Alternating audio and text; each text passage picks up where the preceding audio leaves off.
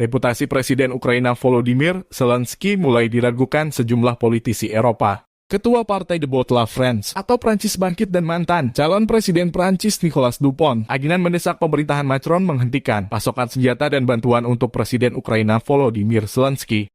Zelensky dianggap berusaha memicu Perang Dunia Ketiga.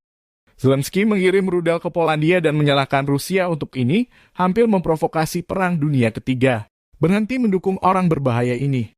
Sangat penting untuk segera menemukan rencana untuk kembali ke perdamaian, kata Dupont Aignan via akun Twitternya 19 November. Rencana perdamaian adalah satu-satunya solusi yang dapat dibayangkan untuk konflik Ukraina dan harus mencakup gencatan senjata, pejabat itu menekankan. 2 orang tewas ketika 2 roket jatuh di wilayah Polandia dekat perbatasan Ukraina Selasa lalu. Warsawa awalnya menyatakan bahwa rudal itu buatan Rusia. Tetapi kemudian dikatakan oleh banyak orang bahwa kemungkinan besar rudal itu ditembakkan oleh pasukan pertahanan udara Ukraina.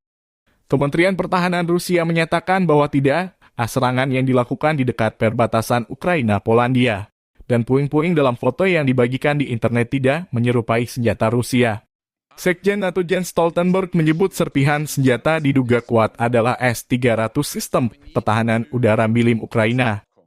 Namun NATO tak menyalahkan Ukraina, sebaliknya menuding Rusia sebagai penyebabnya setelah menyerang Ukraina. Deliberate attack.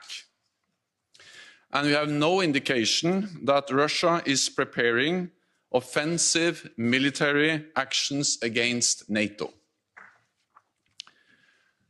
Our preliminary analysis suggests that the incident was likely caused by a Ukrainian air defense missile fired to defend Ukrainian territory against Russian cruise missile attacks.